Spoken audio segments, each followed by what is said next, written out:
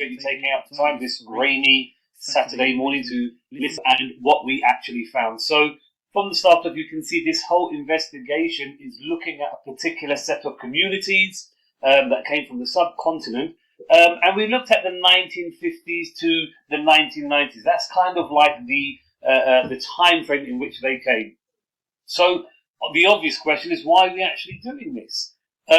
So first of all, if you look at the actual literature, I mean, there is information there, but it's quite scarce. It's not actually really capturing real life, authentic reasons and capturing situations on why people actually came across. And the second thing is, obviously, we all know we had COVID, major aim, because they had many stories to tell and their experiences coming over from that region. There's a lot we can take away from that. And also, there's lots of complex, nuanced stories of how people came, and to preserve these memories is something really, I think, for future generations is going to be something which is invaluable. So just look at the quick structure of what I'm going to do. So again, what are we exploring? The method of this study, how did we actually go about and collect this data? What methods did we use? The findings, and finally, the findings of our literature review, and then the results of this study. So there were four main questions that we were looking at. The first question is, well, why are people actually leaving that region and choosing to come to the UK? The next thing is, who were those people? Were they young? Were they old? Were they married? Were they not married? Thirdly, where did they actually go in the UK? And more importantly, why? Why did they choose those particular areas? And finally, we need to understand their experience. What did they actually go through, the feelings they encountered, and even more so, the memories that they've collated. So we're now going to look at the literature review. So the first country that we're looking at is Bangladesh. So in the first wave, in the 1950s, there were pull factors and pushing factors. So just to give a bit of context, the pushing factor is what made them leave or want to leave their country. And the pull factor is what was actually attracting them to come to the UK. So if we look at the first wave, what we can see, obviously everyone knows that in 1947 there was partitions going on in that region. So living conditions, economic conditions, this was a real factor for the people from Bangladesh to leave that area and go abroad. And again, post-World War II, Britain, we'd just gone through a war. There was a lot of unskilled workers that were required because they need to rebuild. They need to look at the country. How can we do this? And the people within the country, there wasn't just enough there. So again, there was also the 1948 Act, which allowed Commonwealth citizens, and entry was open. So there we're looking at around 1947 and 1948. Then we had a second wave in the 70s. So, sorry, that date is wrong there. It should be not 1948. The push factor here was Bangladesh gained independence in 1971, which led to, unfortunately, a lot of political instability and social unrest, and obviously the economy was not good. So within England, there was a tightening of the migration laws in the UK. However, if people had an employment voucher and wives and children who were already in the UK, then they could actually come here. So who actually migrated? So as you can see, within the two different waves, unskilled male workers. This was the predominant theme that went across most of the research. There were unskilled male workers. And I think it's important here that when they came to the UK, they actually had an intention to go back to their country. And second, in the second wave, you had mainly their wives and their children coming over to be with their families. Majority for both were actually Muslims from the Sylhet region, due to their history with Britain as seafarers and things like that. And obviously, again, like I mentioned, there was real harsh economic and social status in Bangladesh. So where did they settle? Many settled in the east of London. So here we're looking at places like Tower Hamlets, Spitalfields, Brick Lane, Camden. However, there were some that ventured up north and went to places like Birmingham, Oldham and Bradford. So in the 50s and 70s, what were the job opportunities actually looking like? Well, what we've in literature showed that there was a lot of unskilled labour in mills and textiles, because obviously this was just an upcoming industry. They really needed to fill people. And in the 1960s, Silettis made up actually most of the labour in sweatshops.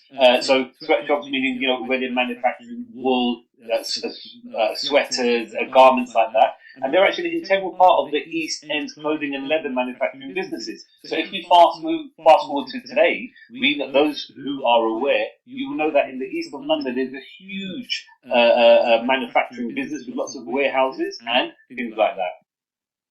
Then again, there was deindustrialization was shut down, many textile factories. Then they moved to the catering industries, which is again a very interesting move. I think the key thing here, because they're unskilled, they didn't have like a speciality, so they were actually able to move from one industry to another. And again, we see many Indian restaurants have expanded in the 80s, were actually owned by Bengalis, such as those in Brick Lane. Again, living experiences now. So here, harsh conditions, 65% living under the poverty line, which is actually quite a lot. Lower wages were there, and also they were sending money home. So looking at the literature, again, that's another theme that you will find going across all, is that, they all were actually sending money back home. Not all, but the vast majority.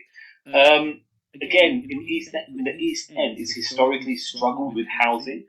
So in the 70s, those who came into the UK were generally given the lower end of the housing market, or housed in conditions which you could say, as a minimum, would have been questionable.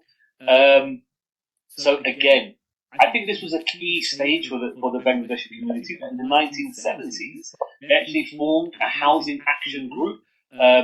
Again, you can only live in certain conditions for so long. So they decided, right, enough is enough, we need to move on. If you look at their social experiences, mosques were built. However, when they came over, we know that there was a rise, or the National Front were quite prominent in those days. So again, that was kind of the experiences that they had. There were smaller groups of Christians, Hindus and Buddhists who created their own places of worship. And this actually allowed the migrants to foster and sustain their own religious practices and cultural traditions. So I think that's really key. Research has shown that when they did come, they were allowed to practice this religion. So it'll be very interesting to see if that's echoed in the results that we have. Again, like I mentioned before, as they settled down in those days, National Front, skinheads, there was a association that if you see someone who's a skinhead wearing a certain type of clothing, that they were automatically a racist. Again, there was a lot of toing and froing, so this community had to try and defend themselves, so they created anti-racist groups such as the Bangladeshi Youth Movement and the Bangladeshi Youth League. Again, as the community grew, they gave voice to migrants and brought them together. We can raise our voice now for equal housing, employment, education, and health. So the next community we're looking at is Sri Lanka. Again, first wave, why did people come from Sri Lanka to the UK? So there was stagnant economic growth in those days, and the population just kept increasing, which meant there were very few or limited opportunities for them in their country. Interestingly, newly built NHS needed workers. So there was room for a few professional white-collar migrants. So already we can kind of see in the literature that there's a difference between the type of people that came from Bangladesh and the type of people that were attracted from Sri Lanka. Again, why? In the 80s, Sri Lankan Civil War, the 80s, led to persecution of Tamils. And again, there was historical links to the UK, and the common language made it an obvious choice for those who fled Sri Lanka. So I think that's an important point there as well, that in the literature, it's shown that, in Bangladesh, the common language was not English, whereas in Sri Lanka it was, so they obviously had an advantage of when they were coming over. So who migrated? Again, in the first and second wave, we're looking at highly educated people from established affluent backgrounds. I think that's a really interesting point there. And the majority were Tamils in the second wave because there was a large number, because the fighting had started, Tamils wanted to come over to flee the prosecution there. So they were less affluent backgrounds, but a large number were educated and entered on student visas. And I think that's important to remember. So where did they settle? 82 settled in the southeast, out of which 66, Harrow, Tooting, the rest are NHS. I think an interesting point here is that 40% of the junior doctors were actually from the Indian subcontinent. Again, tied to the British Empire, had already been there, teaching students in English from UK approved courses. So there was definitely a link and a reason to come over. News agents, small businesses and lawyers were also other industries that they came into. So what are their social experiences? If we look here, we can see that Sri Lanka were actually the smallest group of all migrants, average about 3 people. One of their key experiences were that they were able to create Sri Lankan newspapers, as you can see, and they actually had their own TV channels. The majority were Buddhist, and a smaller minority were actually Muslim. The next country we're looking at is Pakistan.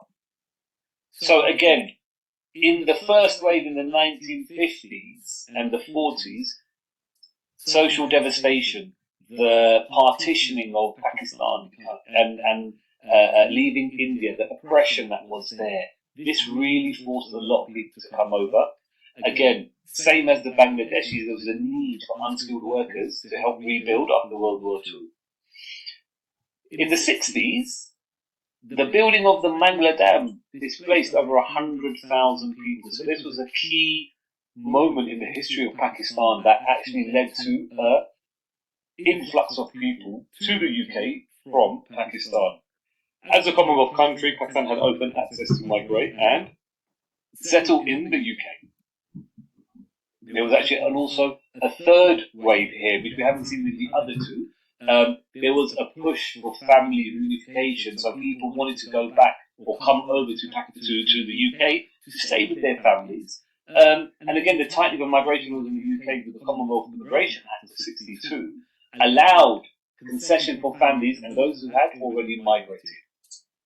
So if we're looking at the first wave, mainly male workers, again, we can see that this is a trend that has gone through from the Punjab, unskilled. Then in the second wave, mainly they came from Mirpur, Kashmir, and a small number of professionals. But again, here we're looking at primarily unskilled workers. Then in the third wave, once they'd settled down, they were bringing their families over. So the literature shows that this was the Pakistanis were the most evenly spread group, which I think is again a very interesting point. Where did they actually settle? We're looking at different industrial cities: Lancashire, Bradford, Yorkshire, Manchester, and also manufacturing cities like in the West Midlands, Luton, Slough, as well as Greater London and Glasgow. Racism towards them, and there was actually quite a famous incident in Newham with the Newham 7, where a group of Pakistani kids actually got together and fought back, and unfortunately, a lot of them served time in prison due to their actions.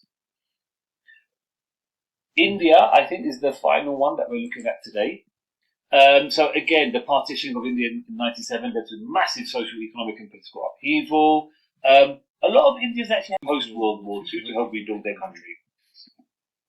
Migration laws, again, similar as the others, people wanted to come, reunite with their families. And again, work permits were given to Sikhs, ex-soldiers who served in the English forces. So this was again a real pulling factor why people left India and came to the UK. In the third wave from the 80s to the 90s, twice migrants from East African Indians, so there was twice the number that were coming over.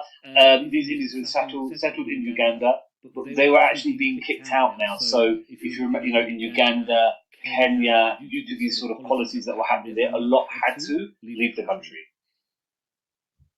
Again, a lot of the Indians that came over, they were Hindus, but it seems that the majority were actually Muslims. They had a poor kind of level of English. They were able to communicate. They were able to get their own communities together, and most of them settled in different places, textile cities as well, cities that were offered, different places. You look at Slough was one area where they did. A lot actually settled in the Midlands, in places like Leicester and these sort of areas. Okay, so the majority of Indians that came over were Gujaratis. They were Hindus with a minority of Muslims and Jains, which is interesting. Punjabi migrants were mainly Sikhs. There was an increase in building and fashioning of buildings into gurdwaras and mandirs. These are actually religious places. And also we have to transmit cultural heritage and language to youth and places with politics and issues could be discussed by the community. So if we look at their living experiences, harsh conditions, as we've already said, overcrowded city slums, when families came over, the housing situation majority worsened. In the 80s, it was increasing, it was vibrant, confident in communities. A lot of them got involved in creative art, such as music, sports, cuisine, and fashion. Again, we're just going over the political experiences that they had with, harsh living conditions again. They brought together coordinations of activities between migrants and minority groups. So, if we actually move on to the study now, I know we've only got 10 minutes left. So, again, we were recruited through opportunity sampling. This is basically we were looking at a target group. There were 23 participants, 20 male, 3 female, and the age ranged between 30 to 60. So as we can see, the majority of participants are actually from Pakistan or Pakistani origin, 43.5%, and the Sri Lankan were the least represented sample here. So what's the method? We had a questionnaire, open-ended and multiple questions split into 8 sections. As you can see here, the sections are there, ranging from demographics, economic situations, to employment, and also entrepreneurship. So if we look at what have we actually found. So one of the main findings is that the reason they left was due to the harsh situations at home. So, we put some quotes up here from the actual participants, as a result of the partition, there was unrest and lots of problems between Muslims and Hindus. Life was getting harder. Opportunity was not really there. It was difficult for them. Again, there were some aspirational reasons why people migrated. My father was a doctor, we were well off, I was practicing to be a nurse. That's when my father said, go to the United Kingdom and find work. So again, there was, people wanted to better themselves, their careers. So as we can see here, 69% of the people that took part in this survey came here because they had family and friends in the UK. 6.7% already had a passport. So if we look here, there was, looking at the family and friends in the UK, there was chain migration. So people are more likely to migrate to areas where they know people who already live there. So again, some of the quotes from the participants, many of our senior relatives were already here. We knew people who had moved before us, so they told us we could live with them. So I think that's a key thing here that we found. The main reason that they came is because they knew people that were already here.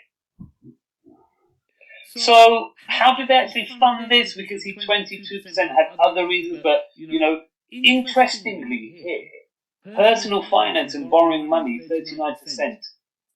Was spread across both. So that's an interesting finding there that, finance and borrowing money were the main reasons how they actually funded migration.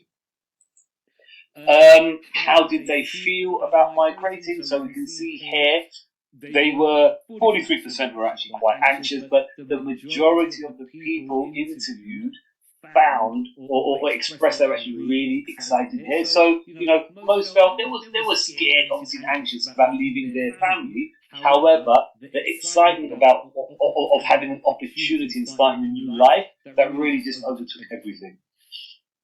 And again, we've got some quotes here. I was upset leaving my family, but I knew that I had to. I was sad as I loved my country, but the opportunity was too good to pass. So here we see, again, an example of they're scared, there's some anxious anxieties there. However, they're excited that there's a huge opportunity here. How did they migrate? We had a few options, but the majority here was by plane, where 12% came from boat. How were their journeys? Most were hard, but they were exciting. So again, the journey was, as we can see some quotes here, the journey was hard. I remember the nights on the boat and sleeping in a really small room on a bunk. So that's someone that came on the boat. I've never been on a plane. I was happy and a bit scared. So again, people gave varying reasons to how their actual journeys were. Not all migrants were from impoverished backgrounds. So several migrants were professionals and migrated to the UK to join businesses that were already successful. So again here, as we were speaking to them, they were able to say, well, look, we were actually okay in our country, but we knew that there was an opportunity there. So I was flown by a company expense. It was a great flight. I sat and I was really relaxed. So again, this shows that not every single journey was a nightmare. What did they take with them? So this was a really interesting question, because when we spoke to them, people were leaving the country. So if we think to put this back on ourselves today, what would we take with us? Maybe this would be different to what they did or what they could even afford to bring. So again, three of the main things here, some clothes, obviously, because buying clothes in those days may have been a bit more difficult. Small suitcase, some clothes, a book, pictures of my family, photographs, a book, and clothes. So again, we're looking at things, the majority here, just how can we keep those memories that we had back in our country? How can we take them with us to the next one? The hardest aspects of living in the UK, weather, culture, food, missing their family. So again, only 1.2 missed their family, but the weather, I think, was well, it was the hardest aspect, because in their country, they're used to a certain type of weather. Coming here, the cold, nights getting dark quickly, things like that. So again, the weather differed significantly from what they were used to. I couldn't believe how cold it was. I remember it was freezing. So again, these are just some quotes from the participants showing how the weather actually impacted their whole experience. Again, if we see here, there was a huge difference in the people and the social culture. It was very different. The people dressed, the way they spoke, the way they looked at us. I'd never spoken to anyone other than Pakistanis, so this was very strange for me. So again, obviously, coming from one culture to another culture, you're definitely going to have experiences and go through things which you're absolutely not used to before. However, at the same time, some people really liked it. So again, it was great. It was exactly how I expected it to be. It was expected. They'd watch movies about the UK or films of set in England, and what they'd actually seen was represented in their actual experience there. So again, if we look, this nuance is actually interwoven with the stories of those who migrated from the Indian subcontinent, and it shows the importance of capturing these individual actual stories.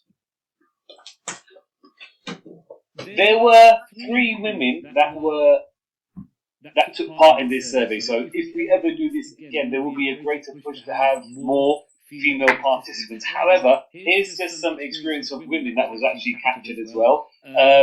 So we can see undercurrent tones of this theme can be found in the results if we study with the participants stating, as a woman, it was very interesting to see how men and women acted in the UK.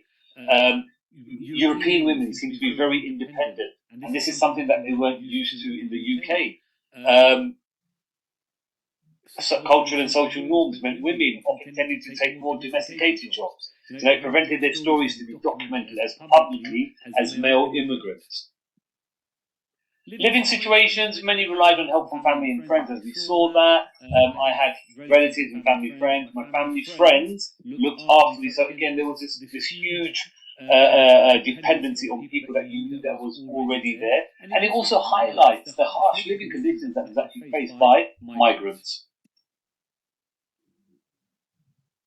Again, an important point here, yes, there were definitely experiences of harsh living conditions, but that can't be generalized to everyone that came here. So again, 8.7% of migrants in this study bought a house. So again, this is again something which is missing. They came over. Not every single migrant had a bad experience. Some came over and they just continued life in a luxurious way that they were used to back in their home country. So if we look at the job opportunities, interestingly, 94% said it was easy to find work. Working in shops, cleaning, industry, manual labour. This was the kind of key work areas that they found job opportunities.